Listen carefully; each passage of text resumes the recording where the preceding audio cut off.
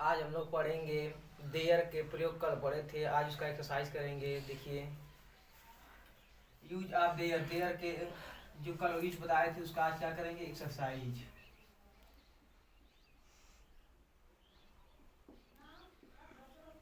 इसका आज अभ्यास करें। बताए थे कि देयर का प्रयोग करते हैं कब, जब कर्ता कौन किसको क्या से न मिले, जब दिया हुआ हिंदी वाक्य कहाँ हो, टेंस से बाहर। जब दिया हुआ हिंदी वाक्य टेंस से बाहर हो और उसमें कर्ता सुलभ न हो, या जिस शब्द की बात की जाए वह शब्द कहाँ हो, है या था के करीब हो, तब उस वाक्य में कर्ता के स्थान किसका प्रयोग करते हैं, देयर का। देखिए, दिया में तेल नहीं है। इस वाक्य में बात किसकी हो रही है, तेल की, और तेल कहाँ है या नहीं के करीब। इसमें सब्जेक्ट के स्थान किसका प्रयोग करेंगे, देयर का। या दूसरा नियम बताए थे कि जब हिंदी वाक्य टेंस से बाहर हो तो कर्ता छाटते हैं कौन किसको क्या से, और जब कर्ता कौन किसको क्या से न मिले तब सब्जेक्ट के स्थान पर किसका प्रयोग करते हैं, देयर का।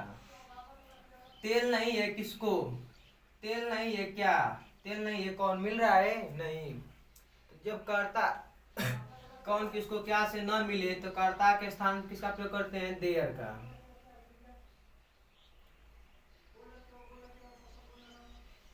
देयर।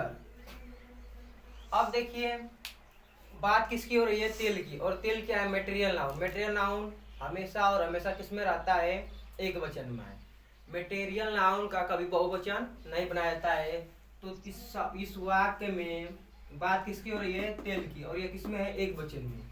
इसलिए लिंकिंग वर्ब के रूप में क्या लिखेंगे, इज। आना की अंग्रेजी नो। कर्ता हो गया, लिंकिंग वर्ब हो गई। अब अदर वर्ड लिखते हैं कहां से, पीछे से। अब किसकी बारी है, तेल की। अब किसकी बारी है, मे की। In the lamp. देखिए, सबसे पहले कर्ता, फिर लिंकिंग वर्ब, लिंकिंग वर्ब के साथ तुरंत क्या जोड़ते हैं, नॉट, नहीं की अंग्रेजी। अब फिर लिखते हैं अदर वर्ड। अदर वर्ड हमेशा कैसे लिखते हैं जी, पीछे क्रम, पीछे से या उल्टे क्रम से। तो उल्टे क्रम में पहले क्या है, तेल, फिर मे की अंग्रेजी, फिर दिया, दिया कहते लैम्प। अब देखिए दूसरा वाक्य, आकाश में असंख्य तारे हैं। आकाश में असंख्य तारे हैं, यह भी वाक्य कैसे है, टेंस से बाहर, क्योंकि इसमें भी मेन वर्ब नहीं दिया है। जिस वाक्य में मेन वर्ब न दिया रहे वह वाक्य टेंस से बाहर होता है। तो खोजिए करता, तारे हैं कौन, तारे हैं कौन, मिल रहा है नहीं। तारे हैं किसको, मिल रहा है नहीं। तारे हैं क्या, मिल रहा है नहीं। जब कर्ता कौन किसको क्या से न मिले तो सब्जेक्ट के स्थान किसका प्रयोग करते हैं, देयर का। अब बताइए, इस वाक्य में बात किसकी हो रही है, तारे की, और तारे क्या है, असंख्य है। असंख्य का मतलब बहुवचन। तो सब्जेक्ट हो गया, सब्जेक्ट के बाद लिंकिंग वर्ब। तो लिंकिंग वर्ब में क्या लिखेंगे, इज एम आर, क्योंकि अंत में दिया है ह शब्द। जब अंत में ह शब्द मतलब प्रेजेंट सेंस है, और प्रेजेंट सेंस के लिए इज एम आर का प्रयोग करते हैं। तो देखिए, जो तारे यह क्या है, बहुवचन में है, इसलिए यहाँ प्रयोग करेंगे आर का। अब अदर वर्ड लिखेंगे। अदर वर्ड लिखते हैं कैसे जी, उल्टे क्रम में। तो अब देखिए किसकी बारी है, तारे की, लेकिन तारे से पहले लिखेंगे असंख्य, क्योंकि जो असंख्य है वह इसको डिफाइन कर रहा है या इसको निश्चित कर रहा है। इसलिए इसकी विशेषता बताने वाला या इसको निश्चित करने वाले की अंग्रेजी पहले लिखते हैं। देखिए, तारे को निश्चित कौन कर रहा है, असंख्य। तो इसकी मीनिंग हो जाएगी नंबरलेस।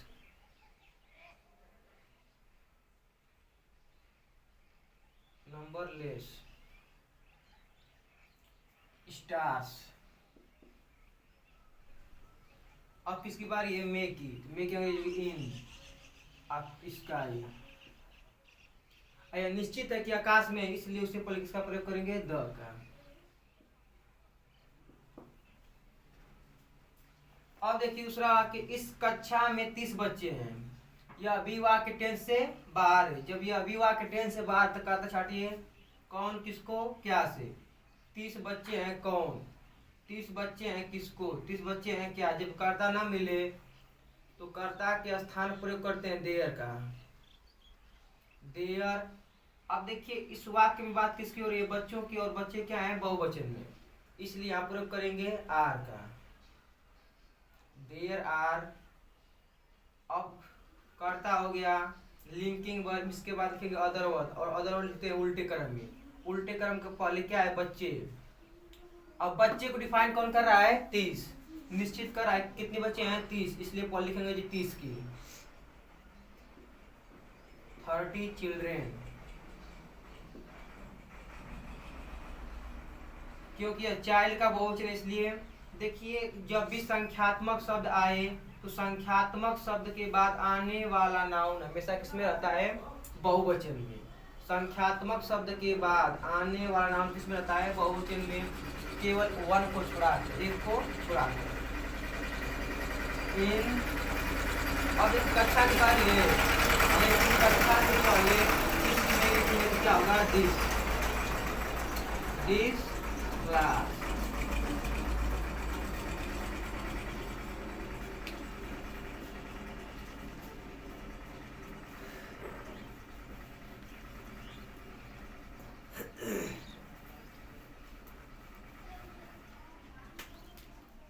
देखिए आज पढ़ाएंगे आप लोग को हाउ मच और हाउ मेनी। हाउ मच और हाउ मेनी दोनों का हिंदी शब्द होता है कितना, कितनी, कितनी। देखिए हाउ मच और हाउ मेनी दोनों का हिंदी क्या होता है, कितना, कितने, कितने। तो अब बात यह है कब हाउ मच का प्रयोग करेंगे, कब हाउ मेनी का प्रयोग। देखिए हाउ मच का प्रयोग कब करेंगे, हाउ मच, हाउ मच का प्रयोग अनकाउंटेबल नाउन से पहले किया जाता है। हाउ मच का प्रयोग जब दिए हुए हिंदी वाक्य में कितना, कितनी दिए रहे, जब दिए हुए वाक्य में कितना, कितनी दिया रहे और कितना, कितनी के बाद आने वाला नाउन यदि अनकाउंटेबल है, अनकाउंटेबल है, तब किसका प्रयोग करेंगे, हाउ मच का। तो इसको लिख सकते हैं अनकाउंटेबल नाउन से पहले, अनकाउंटेबल नाउन से पहले कितना, कितने का लिखेंगे, हाउ मच, कितना, कितनी, अगर ये लिखते हैं हाउ मच। तो दिए हुए हिंदी वाक्य में कितना, कितनी, कितने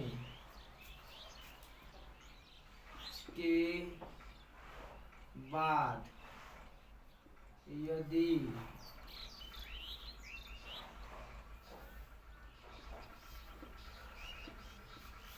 अनकाउंटेबल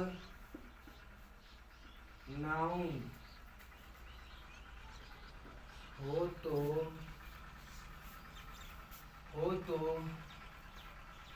दिए हुए हिंदी वाक्य में कितना, कितनी के बाद यदि अनकाउंटेबल नाउन हो तो कितना, कितनी की अंग्रेजी कितना, कितनी, कितने की अंग्रेजी हाउ मच लिखी जाती है, हाउ मच लिखी जाती है। यदि दिया हुआ हिंदी वाक्य में, दिए हुए हिंदी वाक्य में कितना, कितनी और कितने दिए रहे हैं और कितना, कितनी के बाद, कितना, कितनी के, कितना, कितनी, कितने के बाद यदि काउंटेबल नाउन हो, क्या हो, अनकाउंटेबल नाउन। अनकाउंटेबल नाउन का मतलब जिसे हम गिन न सके, तब कितना, कितनी का क्या लिखेंगे, हाउ मच लिखेंगे। क्या लिखेंगे, हाउ मच। और हाउ मच दूसरा पॉइंट देखिए जब कितना, कितनी की अंग्रेजी लिखेंगे हाउ मच, कितना, कितनी, कितने की अंग्रेजी जब हम हाउ मच लिखेंगे तो उससे जुड़ी हुई संज्ञा भी क्या कर देंगे, उसके साथ ही में लिख देंगे। और कितना कितनी के बाद आने वाला नाउन हमेशा रहता है एक वचन में। कितना कितनी के बाद या हाउ मच के बाद आने वाला नाउन किस में रहेगा, एक वचन में। हाउ मच के, हाउ मच के बाद आने वाला नाउन हमेशा एक वचन में रहता है, एक वचन में लिखा जाता है। और इसके बाद आने वाली क्रिया भी एक वचन में की जाती है। हाउ मच के बाद आने वाला नाउन किस में रहता है, एक वचन में। और इसके बाद आने वाली क्रिया भी एक वचन की लिखी जाती। तो ध्यान दीजिए, बताएं कि हाउ मच का प्रयोग अनकाउंटेबल नाउन से पहले किया जाता है। हाउ मच का प्रयोग अनकाउंटेबल नाउन से पहले किया जाता है। और हाउ मच के बाद आने वाला जो नाउन होगा, हाउ मच के बाद आने वाला नाउन सदैव एक वचन में रहेगा। और उसके बाद आने वाली क्रिया भी किस में रहेगी, एक वचन में। हाउ मच के बाद आने वाला नाउन एक वचन में रहेगा और आने वाली क्रिया भी किस में रहेगी, एक वचन में। तो देखिए हाउ मच का प्रयोग हो गया। अब देखते हैं हाउ मेनी का प्रयोग। अब क्या देखेंगे, और बताएं कि हाउ मच का प्रयोग कब करेंगे, अनकाउंटेबल नाउन से पहले। और इसकी हिंदी होती है कितना कितनी कितने।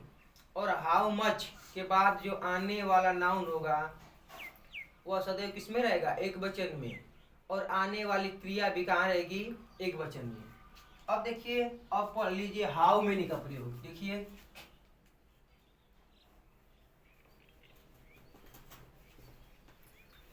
हाउ मेनी का प्रयोग।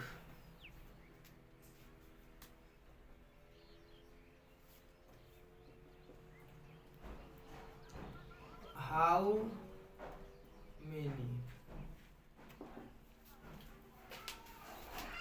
हाउ मेनी का भी हिंदी होता है कितना कितनी कितने। तो इसका प्रयोग करते हैं अनकाउंटेबल नाउन से पहले और इसका प्रयोग करते हैं काउंटेबल नाउन से पहले। जब दिए हुए हिंदी वाक्य में कितना कितनी दिया रहे और कितना कितनी के बाद आने वाला नाउन किसमें हो, बहुवचन में, या काउंटेबल नाउन में। किसमें हो, काउंटेबल नाउन में। जब दिए हुए हिंदी वाक्य में कितना कितनी कितने के बाद, जब दिए हुए हिंदी वाक्य में कितना कितनी कितने के बाद यदि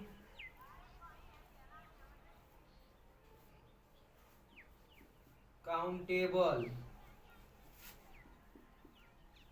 नाउन हो तो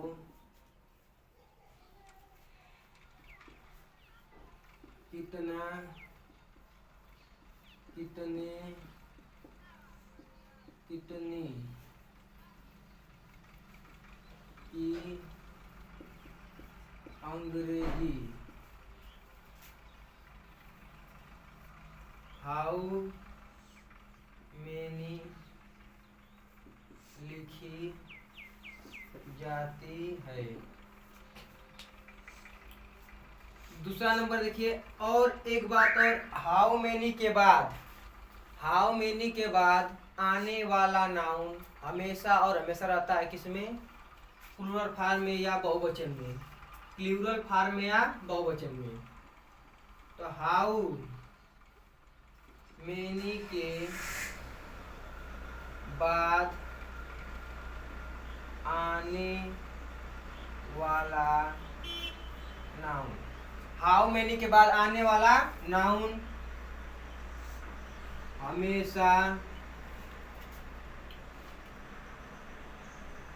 प्लूरल फॉर्म में, प्लूरल फॉर्म या इसको कहते हैं बहुवचन, बहुवचन में। हाउ मेनी के बाद आने वाला नाउन प्लूरल फॉर्म में या बहुवचन में लिखा जाता है और इसके बाद आने वाली क्रिया भी बहुवचन की लिखी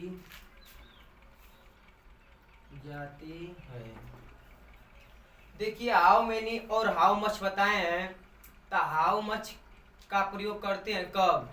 देखिए दोनों का शाब्दिक अर्थ क्या होता है? कितना, कितनी, कितने। हाउ मच और हाउ मेनी दोनों का हिंदी अर्थ होता है कितना, कितनी, कितने। लेकिन अंतर केवल इतना होता है कि हाउ मच का प्रयोग कब करेंगे? जब कितना, कितनी के बाद क्या दिया रहे? Uncountable noun. हाउ मच के बाद प्रयोग करते हैं अनकाउंटेबल नाउन का, और हाउ मेनी का प्रयोग, हाउ मेनी के बाद प्रयोग करते हैं काउंटेबल नाउन का। हाउ मच का प्रयोग अनकाउंटेबल नाउन के लिए करते हैं, जबकि हाउ मेनी का प्रयोग काउंटेबल नाउन के लिए करते हैं। और हाउ मच के बाद जो आता है नाउन वह हमेशा और हमेशा एक वचन में रहता है, इसलिए उसके बाद आने वाली क्रिया भी किस में रहती है? एक वचन में। लेकिन हाउ मेनी के बाद आने वाला नाउन किस में रहता है? बहुवचन में, और इसके बाद आने वाली क्रिया भी किस में रहती है? बहुवचन में। और एक बात और, हाउ मच और हाउ मेनी, हाउ मच और हाउ मेनी से जुड़ी हुई संज्ञा भी क्या करते हैं? साथ ही में लिख देते हैं। इसको लिख लीजिए, हाउ मच और हाउ मेनी से जुड़ी हुई संज्ञा भी साथ ही में लिख देते हैं। How much, how much and how many से जुड़ी हुई संज्ञा भी साथ ही में लिख देते हैं। देखिए दोनों का शाब्दिक अर्थ होता है कितना, कितनी, कितने। हाउ मच का प्रयोग करते हैं अनकाउंटेबल नाउन के लिए, जबकि हाउ मेनी का प्रयोग करते हैं काउंटेबल नाउन के लिए। और हाउ मच के बाद आने वाला नाउन सदैव एक वचन में रहता है और आने वाली क्रिया भी एक वचन में। लेकिन हाउ मेनी के बाद आने वाला नाउन किसमें रहता है? काउंटेबल नाउन, अर्थात जिसको हम गिन सकें। और इसके बाद आने वाला नाउन किसमें रहेगा? बहुवचन में, और आने वाली क्रिया भी बहुवचन में। अब तीसरा नोट बताए हैं, हाउ मच और हाउ मेनी से जुड़ी हुई संज्ञा क्या करते हैं? साथ ही में लिखते हैं। जैसे एग्जाम्पल देखिए, एग्जाम्पल देखिए, मैंने बोल दिया इस कक्षा में कितने बच्चे हैं? देखिए इस कक्षा में कितने बच्चे हैं? इस कक्षा में कितने बच्चे हैं? अब देखिए सबसे पहले हाउ मच और हाउ मेनी का ही प्रयोग करेंगे। एक नोट और लिख लीजिए कि हाउ मेनी और हाउ मच का प्रयोग सबसे पहले किया जाता है। यहाँ लिख दे रहे हैं, हाउ मच और हाउ मेनी का प्रयोग वाक्य के पहले किया जाता है। हाउ मच और हाउ मेनी का प्रयोग वाक्य के पहले किया जाता है। हाउ मच और हाउ मेनी का प्रयोग वाक्य के पहले किया जाता है। देखिए, अब देखिए इस कक्षा में कितने बच्चे हैं। 10 से वाक्य कहाँ है? 10 से बाहर। यह वाक्य कहाँ है? 10 से बाहर। जब वाक्य 10 से बाहर है और देखिए इसमें दिया है कितना, कितनी, कितने। तो देखिए कितने के बाद क्या है? बच्चे। और बच्चे क्या होते हैं? काउंटेबल नाउन, क्योंकि हम बच्चों को गिन सकते हैं। और दूसरा वाक्य लिख रहे हैं, देखिए दूसरा वाक्य लिख रहे हैं,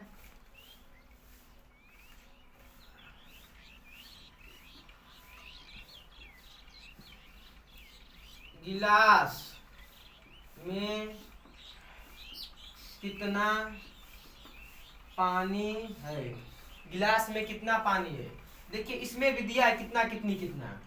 तो इसमें देखिए कितना के बाद क्या है? जो पानी है, पानी को हम कभी गिन सकते हैं? बच्चों को तो गिन सकते हैं 1 2 3, लेकिन पानी को भी गिन सकते हैं? नहीं। इसलिए क्या है? Uncountable noun. अनकाउंटेबल नाउन है। और यह क्या है? Countable noun. तो देखिए बताए हैं कि अनकाउंटेबल नाउन से पहले यदि कितना, कितनी के बाद क्या दे रहे हैं? कितना, कितनी के बाद यदि अनकाउंटेबल नाउन हो तो कितना, कितनी का इसका लिखते हैं हाउ मच। और कितना, कितनी के बाद यदि काउंटेबल नाउन हो तब कितना, कितनी का इसका लिखते हैं हाउ मेनी। और इन दोनों को अंग्रेजी कहाँ लिखते हैं? सबसे पहले। तो देखिए यहाँ कितना, कितनी का इसका लिखेंगे हाउ मेनी। How many. कितना, कितनी इसका लिखेंगे हाउ मेनी। और वाक्य कहाँ लिखेंगे? सबसे पहले।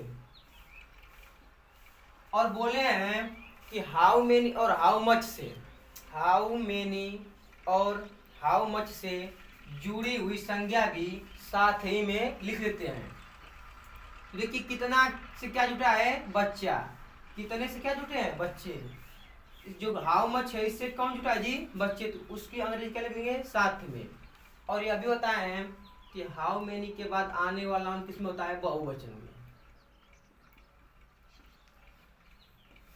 How many children. और आने वाली क्रिया भी किसमें होगी? बहुवचन में, आर। अब इसके बाद लिखेंगे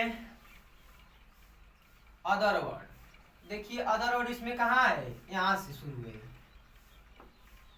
how many children are in the class. Class अंत में क्या गए? Question mark. अब दूसरा वाक्य देखिए, गिलास में कितना पानी है। गिलास में कितना पानी है। अब देखिए कितना, कितने के बाद क्या है? पानी। और पानी क्या है? Uncountable noun. इसलिए कितना का क्या होगी? How much. और वाक्य के सबसे पहले हाउ मच। अब देखिए कितना से जुड़ा हुआ संज्ञा क्या है? पानी। इसके अंदर ये क्या करेंगे? साथ ही में लिख देंगे। और हाउ मच के बाद आने वाला नाउन किसमें होता है? एक वचन में, क्योंकि हम वाटर का बहुवचन नहीं बना सकते। यदि वाटर मीन्स क्या होता है? पानी। जब इसका बहुवचन बनाएंगे वाटर्स तो क्या हो जाएगा? समुद्र। तो गलती हो जाएगा। इसलिए मटेरियल नाउन का बहुवचन नहीं बनाया जाता है। मटेरियल नाउन का बहुवचन नहीं बनाया जाता है। तो हाउ मच के बाद आने वाला नाउन एक वचन में रहता है और आने वाली क्रिया भी किसमें रहती है? एक वचन में। अब इसके बाद अदर लीजिए इन ग्लास। तो बस इतना बात ध्यान दीजिए कि हाउ मच और हाउ मेनी दोनों का हिंदी मतलब होता है कितना, कितनी, कितने। हाउ मच के बाद आने वाली क्रिया और नाउन दोनों एक वचन में होते हैं, जबकि हाउ मेनी के बाद आने वाली क्रिया और नाउन किस में रहते हैं? बहुवचन में। हाउ मच के बाद आने वाली क्रिया और नाउन एक वचन में। हाउ मेनी के बाद आने वाली क्रिया और नाउन बहुवचन में। हाउ मच के बाद या हाउ मच का प्रयोग करते हैं अनकाउंटेबल नाउन के लिए और हाउ मेनी का प्रयोग करते हैं काउंटेबल नाउन के लिए। इतना अब आगे देखेंगे कल के वीडियो। धन्यवाद।